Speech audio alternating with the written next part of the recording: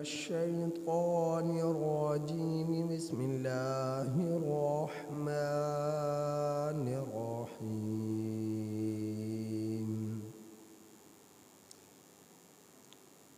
فتقبلها ربها بقبول حسن وأنبتها نباتا حسنا وكفلها زكريا كلما دخل عليها زكريا المحراب وجد عندها رزقا قال يا مريم أنى لك هذا قالت هو من عند الله إن الله يرزق من يشاء بغير حساب۔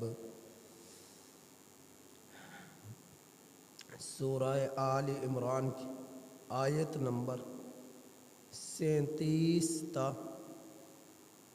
41 آپ حضرات کے سامنے پرسوں تلاوت اور ترجمے کی صورت میں جو ہے ذکر کر دی گئی۔ انہی آیات کریمہ کی کچھ تفسیر رہتی تھی، اسی کا آج بیان ہے۔ حضرت عمران بن ماسان رحمۃ اللہ علیہ کی بیوی حضرت حنہ، جو کہ حضرت عیسیٰ علیہ السلام کے نانی اماں ہیں، اللہ تعالیٰ نے انہیں بیٹا دیا حضرت ہارون کی شکل میں، لیکن وہ فوت ہو گئے۔ ان کی خواہش تھی جس طرح میرا خاوند مسجد کا امام اور خطیب ہے، مسجد کی ذمہ داریوں یعنی مسجد اقصیٰ کی ذمہ داری جو کہ عظیم ذمہ داریاں ہیں، انہیں اسی ذمہ داریوں کو سر انجام دے رہا ہے، تو میرا بیٹا بھی مسجد اقصیٰ کی ذمہ داریوں کو سنبھالے باپ کے بعد، اور اس عظیم خدمت کو سر انجام دے۔ لیکن اللہ کی طرف سے کرنا یہ ہوا کہ بیٹے کا انتقال ہو گیا، تو یہ خواہش ادھوری رہ گئی۔ تو اللہ رب العزت نے دوبارہ سے انہیں امید سے نوازا، تو انہوں نے اسی وقت اللہ تعالیٰ سے یہ منت مانگ لی کہ اے اللہ، میرے پیٹ میں جو بھی کچھ ہے یہ میری طرف سے مسجد اقصیٰ کے نظر ہے، مسجد اقصیٰ کے یہ تیرے راستے میں تیری مسجد تیرے گھر کی ذمہ داریوں کو سنبھالے گا، پوری زندگی کے لیے میں نے اسے دے دیا۔ لیکن اللہ کی طرف سے کرنا یہ ہوا کہ وہ بیٹے کے بجائے بیٹی اللہ نے عطا فرمائی، اور وہ بیٹی تھی حضرت مریم رحمہ اللہ تعالی عنہا کی صورت میں۔ تو حضرت مریم رحمہ اللہ تعالی عنہا کی کفالت قرآن اندازی کی صورت میں حضرت زکریا علیہ السلام کے حصے میں آئی۔ تو آپ مسجد اقصیٰ کے اندر آپ کے لیے ایک خاص کمرے کا انتخاب ہوا، اور آپ اس کمرے کے اندر عبادت کیا کرتے ہیں۔ حضرت زکریا علیہ السلام جب کبھی جانا ہوتا تو اس کمرے کے دروازے کو تالا لگا کر جایا کرتے، تو حسب معمول تالا لگا کر گئے۔ جب تشریف لائے تو دیکھا حضرت مریم علیہ السلام کے پاس بے موسمی پھل ہیں، گرمیوں کے سردی میں، اور سردی کے پھل جو ہوتے ہیں وہ گرمیوں میں۔ تو حیران ہوئے، پوچھا جس وقت حضرت زکریا علیہ الصلاۃ والسلام حضرت مریم کے پاس آئے، کلما دخل علیہا زکریا المحراب وجد عندہا رزقا، تو پایا ان کے پاس رزق. قال یا مریم، حضرت زکریا علیہ الصلاۃ والسلام نے فرمایا، اے مریم، انا لک ھذا، یہ کہاں سے آ گئی آپ کے پاس؟ تو حضرت مریم رحمہ اللہ تعالی عنہ نے فرمایا، قالت ہوا من عند اللہ، یہ اللہ کی طرف سے ہے، یہ اللہ کی طرف سے ہے.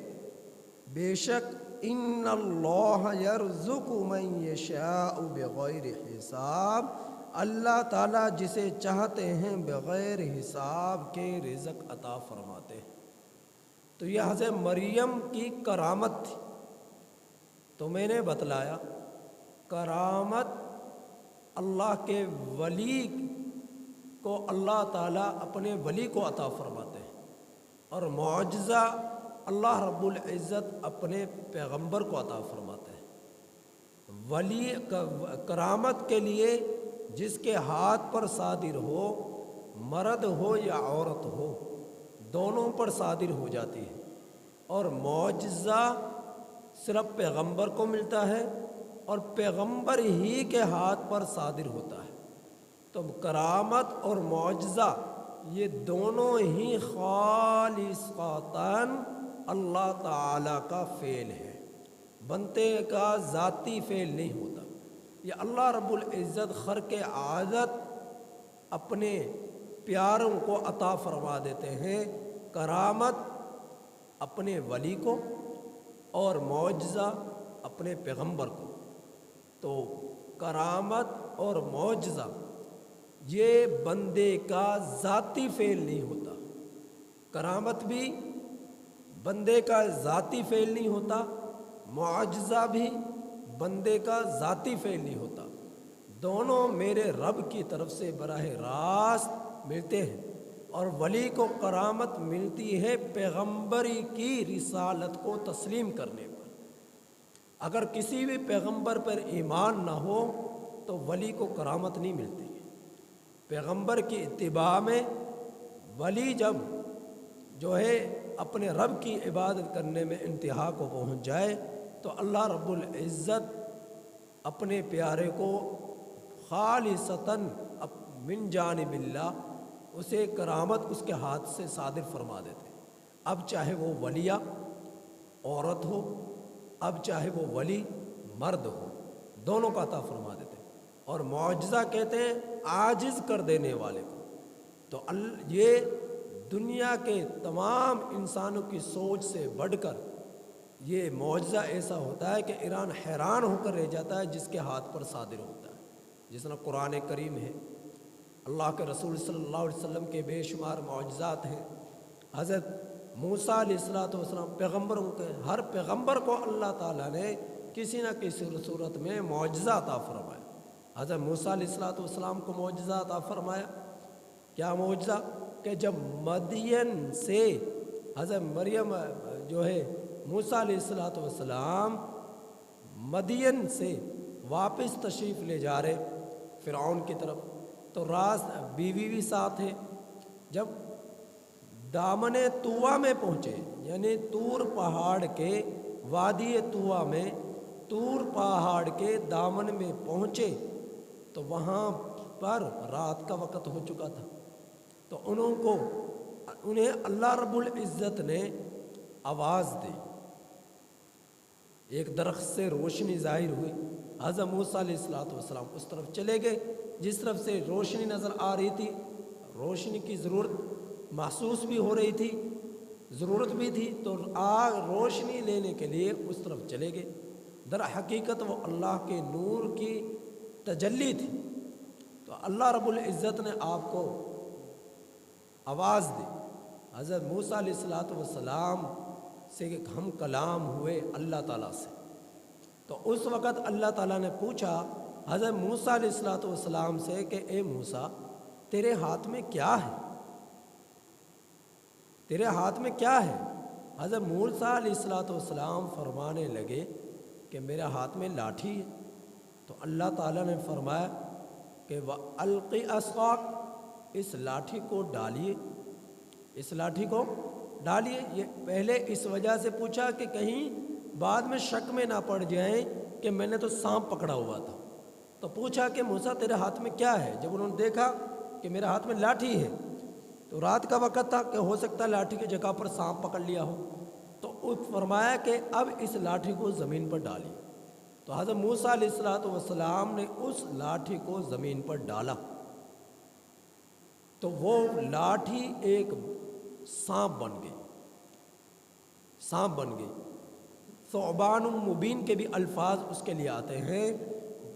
شروع میں وہ لاٹھی جب ڈالی تو وہ پتلا سا ایک پھرتیلا سانپ تھا، لیکن وہ آہستہ آہستہ اژدہا کی شکل اختیار کر گیا۔ تو شروع میں وہ باریک سانپ تھا، پھر وہ بڑا اژدہا بن گیا۔ حضرت موسیٰ علیہ الصلوۃ والسلام کو اللہ رب العزت نے یہ معجزہ عطا فرمایا، یہ معجزہ عطا فرمایا۔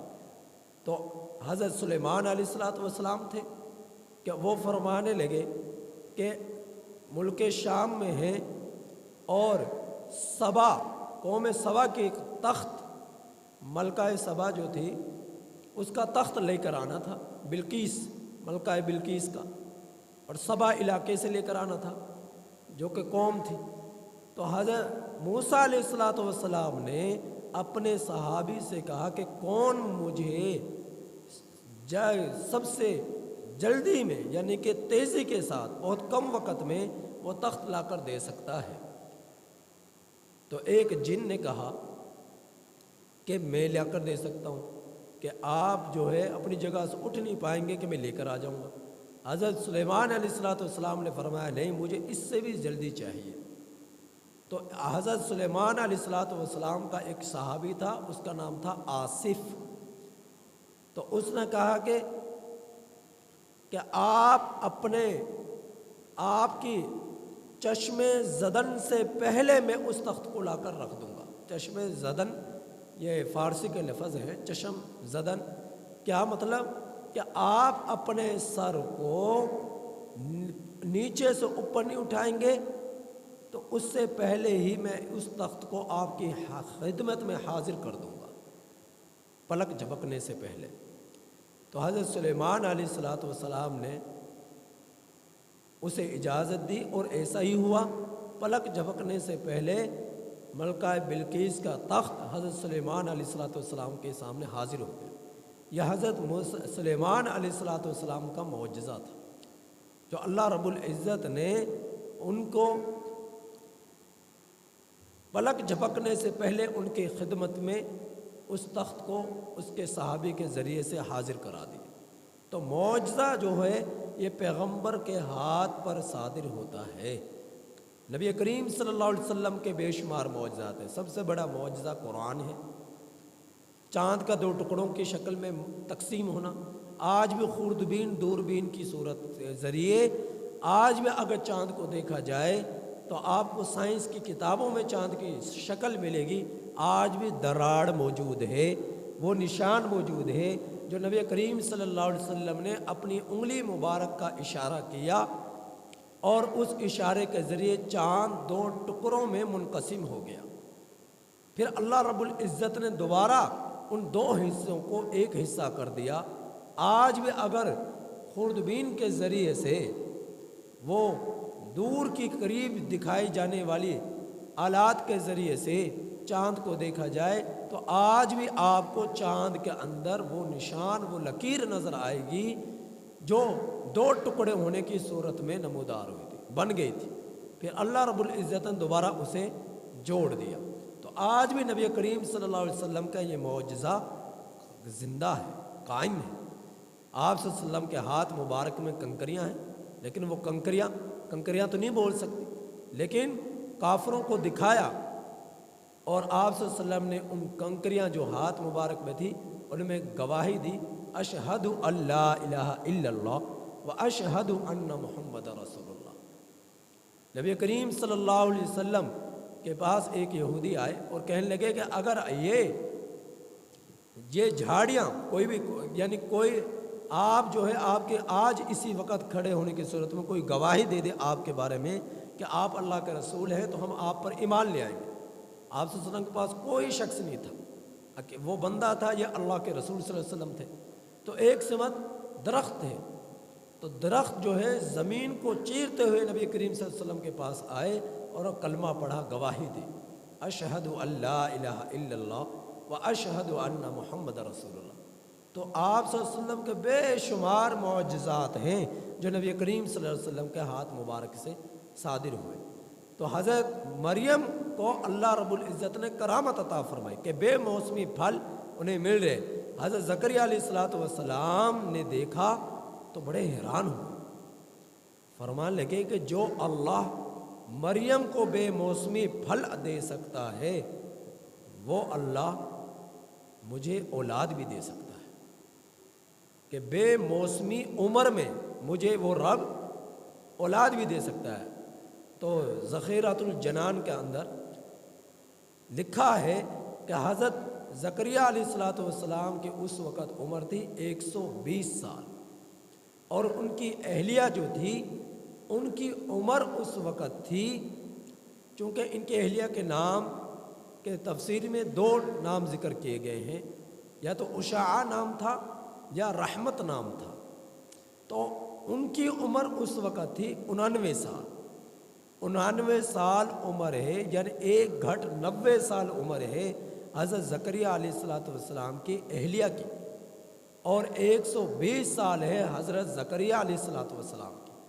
तो उस वक़्त फरमाने लगे कि जो रब मरियम को बेमौसमी फल दे सकता है, वो मुझे बेमौसमी उम्र में, यानी मेरी उम्र नहीं है कि इसमें मुझे औलाद मिले, उम्र के इस जो है नहज पर मैं पहुँच चुका, तो वो रब मुझे इस उम्र में भी औलाद दे सकता है।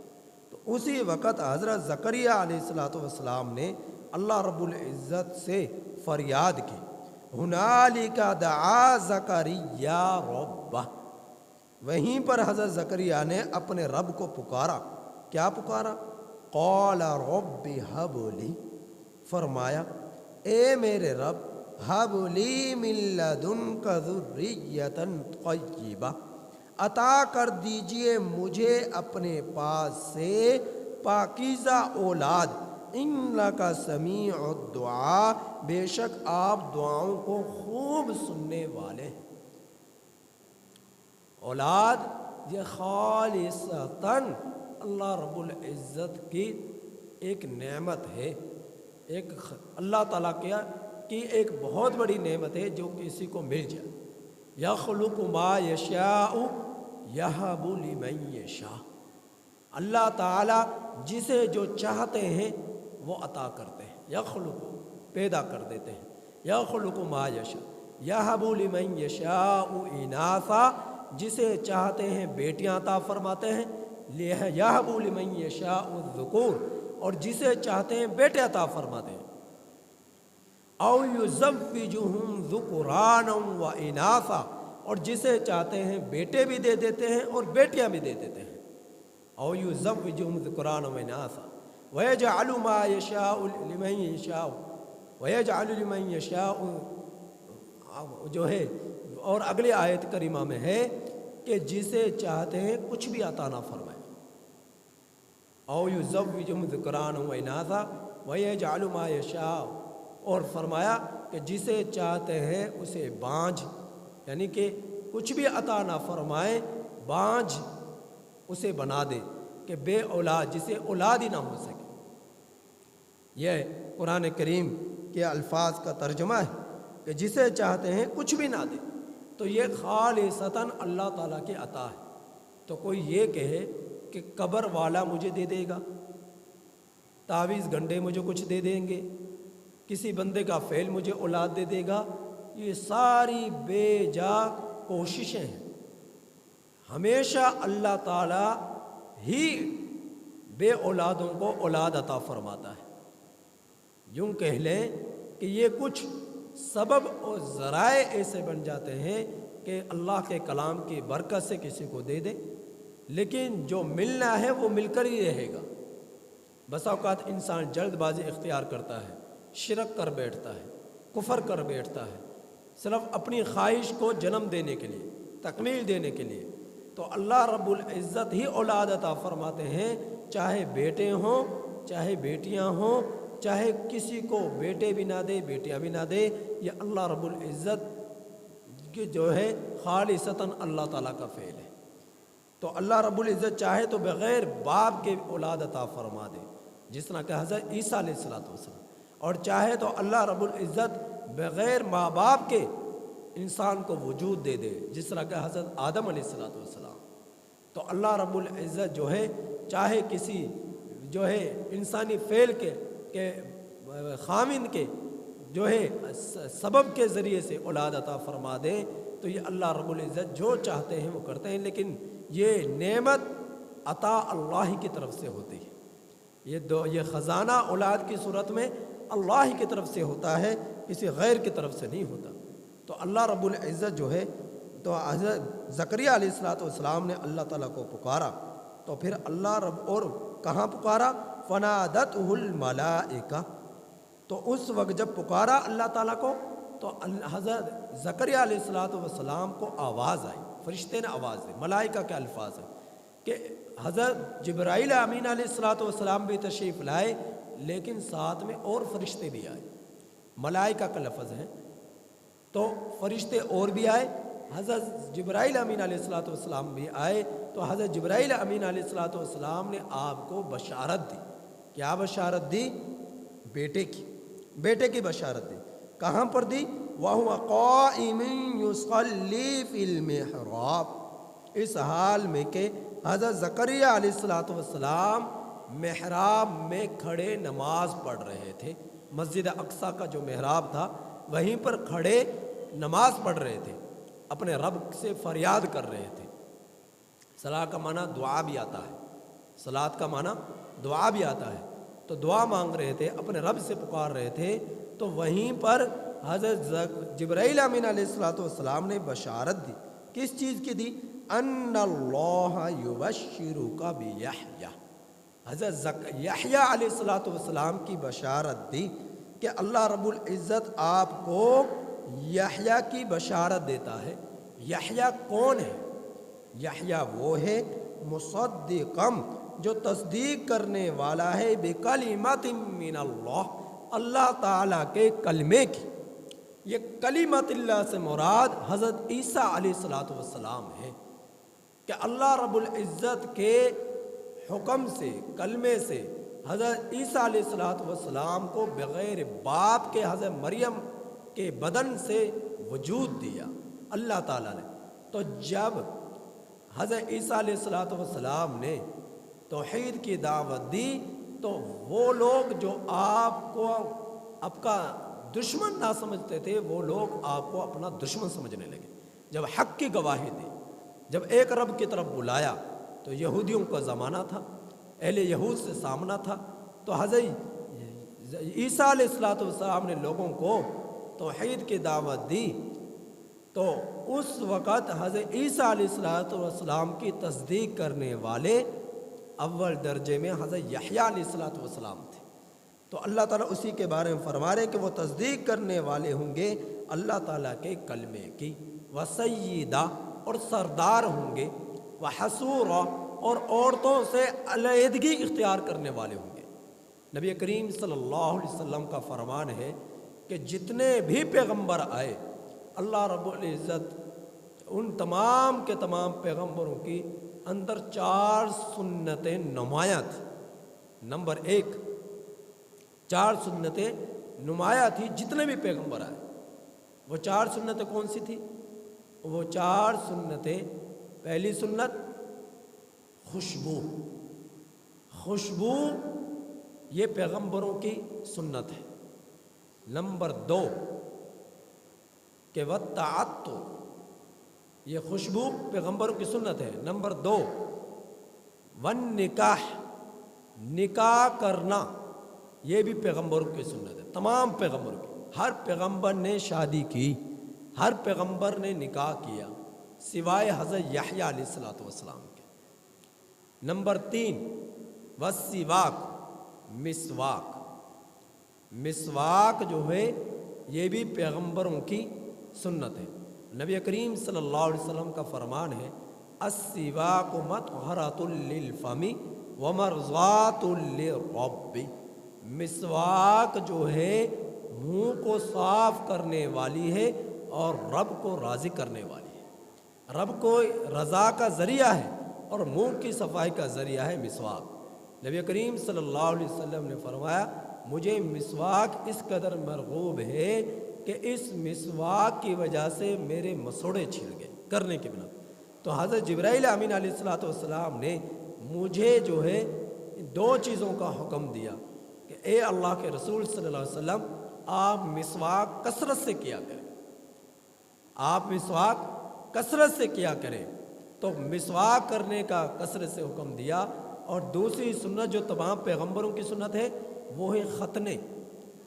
ختنے جو ہے ہر پیغمبر نے کیے، ہر پیغمبر کو جو ہے سنت ہے۔ لیکن یہ الگ بات، نبی کریم صلی اللہ علیہ وسلم جب دنیا میں تشریف لائے تو آپ کے ختنے مبارک کرنے کی ضرورت پیش نہ آئی۔ اللہ رب العزت نے جو ماں کے پیٹ کے اندر کچھ آرائش، کچھ گندگی جو ساتھ جڑی ہوئی ہوتی ہے، ان تمام گندگیوں سے نبی کریم صلی اللہ علیہ وسلم کو پاک رکھا، اور اللہ رب العزت نے ختنہ شدہ ہونے کی حالت میں آپ کو وجود دیا، ختنے کرنے کی ضرورت پیش نہیں آئی نبی کریم صلی اللہ علیہ وسلم۔ تو تمام پیغمبروں کی یہ کیا ہیں؟ سنتیں ہیں۔ نکاح کرنا تمام پیغمبروں کی سنت ہے۔ تو لیکن حضرت یحییٰ علیہ السلام نے نکاح نہیں کیا، ان سے نکاح نہیں کیا، ساری زندگی اللہ کی عبادت میں گزار۔ تو حضرت یحییٰ علیہ السلام نکاح جو ہے تمام پیغمبروں کی چونکہ سنت رہی، تو اس وجہ سے اس سنت سے اگر کسی کے پاس وسائل ہے اور نکاح کی صلاحیت ہے اور وہ جو ہے نفسانی خواہشات کا غلبہ ہے، اور اس کے باوجود اسے پتہ ہے کہ اگر میں نے نکاح نہ کیا تو میں گناہ میں مبتلا ہو جاؤں گا، تو اس وقت اس پر نکاح کرنا واجب ہے۔ اور نہیں نکاح کرتا تو وہ گناہگار ہوگا، نکاح نہیں کرتا تو وہ گناہگار ہوتا، وہ پیغمبر کی سنت سے بھاگ رہا ہے۔ تو نکاح اور بالفرض نکاح کرنے کے وسائل نہیں ہیں، اسباب نہیں ہیں، لیکن نفسانی خواہشات کا غلبہ ہے، تو اللہ کا رسول صلی اللہ علیہ وسلم نے اس کا بھی حل بتلایا کہ اس کا حل یہ ہے کہ تم کثرت سے روزے رکھو۔ کثرت سے روزے رکھو گے تو تمہاری خواہش جو ہے وہ جل جائے گی، مر جائے گی، تمہاری جذبات جو ہے، تمہاری شہوت جو ہے وہ کمزور پڑ جائے گی اگر کثرت سے روزے رکھو۔ تو یہ آپ صلی اللہ علیہ وسلم نے اس کا حل بھی بتلایا۔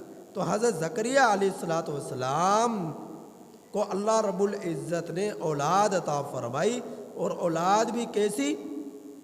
مصدقہ، جو تصدیق کرنے والی تھی حضرت عیسیٰ علیہ السلام کی، وسیدہ، جو سردار تھی، وحصورہ، جو عورتوں سے علیحدہ اختیار کرنے والے تھے۔ صرف یہ ایک پیغمبر ہیں جن کا نکاح نہیں ہوا، باقی تمام پیغمبروں نے نکاح کیا۔ ونبیہ، اور نبی ہوں گے، من الصالحین، نیک لوگوں میں سے ہوں گے۔ یہ صفات تھیں حضرت یحییٰ علیہ السلام کی۔ تو کتنی خوبیوں کا مالک بنا کر اللہ رب العزت نے حضرت زکریہ علیہ السلام کو یہ اولاد عطا فرمائی حضرت یحییٰ علیہ السلام کی صورت میں۔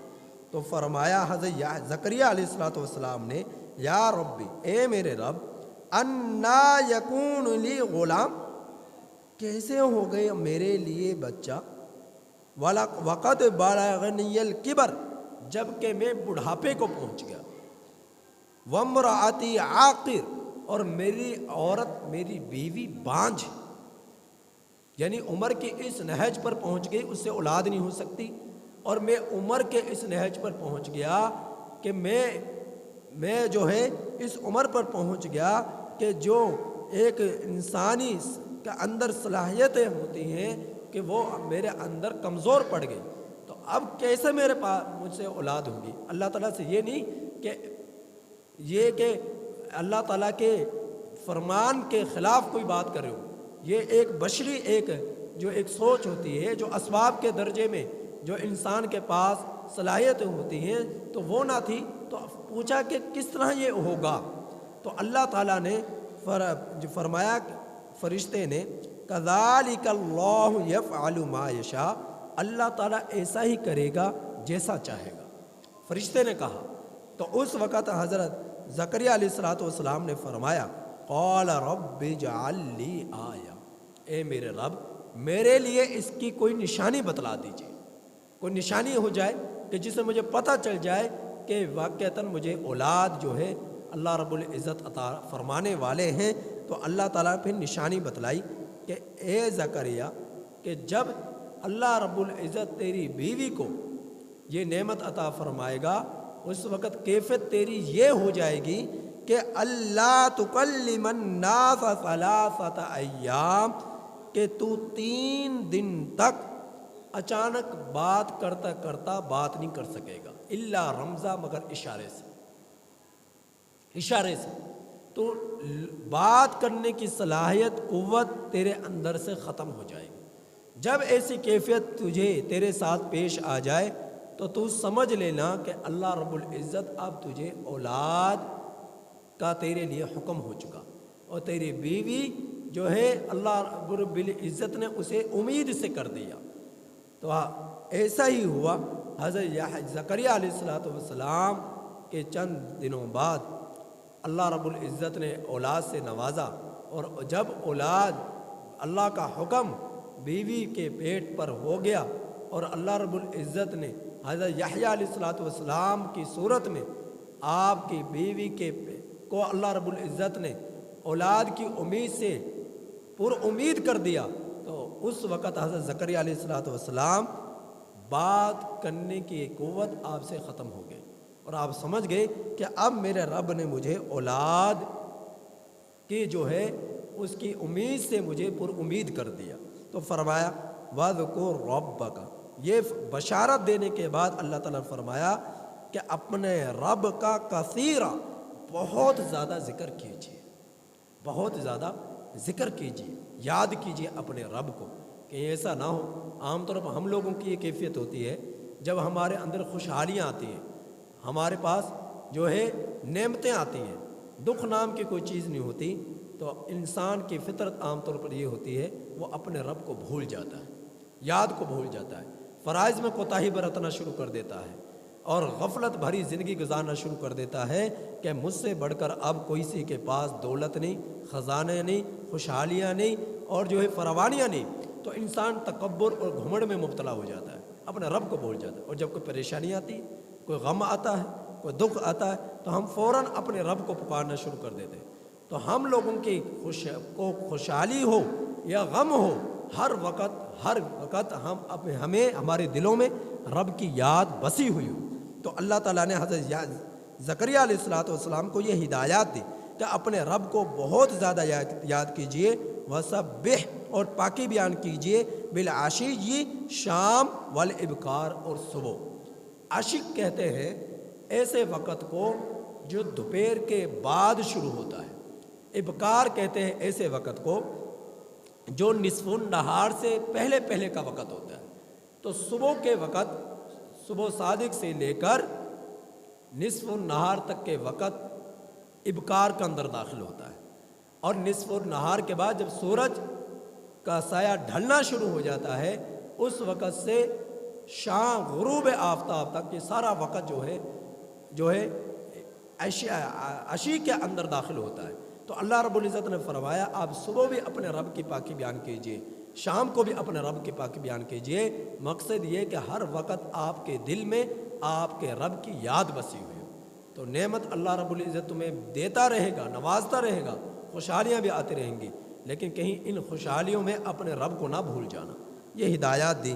تو اللہ رب العزت جو ہے محتاج نہیں ہے کہ جوانی میں اولاد ملے گی، محتاج نہیں ہے کہ تمہیں فوراً اولاد مل جائے یا 20 سال بعد اولاد مل جائے۔ اللہ رب العزت نے جو نعمتیں دینی ہوتی ہیں وہ انسان کو مل کر رہتی ہیں۔ بسا اوقات انسان جلد بازی میں اپنے رب کی نافرمانیاں کرنا شروع کر دیتا ہے، کفر تک کا راستہ اختیار کر لیتا ہے اپنے خواہشات کو تکمیل دینے میں، تو ایسا نہیں کرنا چاہیے، بچنا چاہیے اور رب کی رضا پر ہمیشہ راضی رہنا چاہیے۔ اللہ تعالیٰ سے دعا ہے کہ اللہ تعالیٰ ہمیں قرآن کریم کی ان آیات کی صحیح سمجھ عطا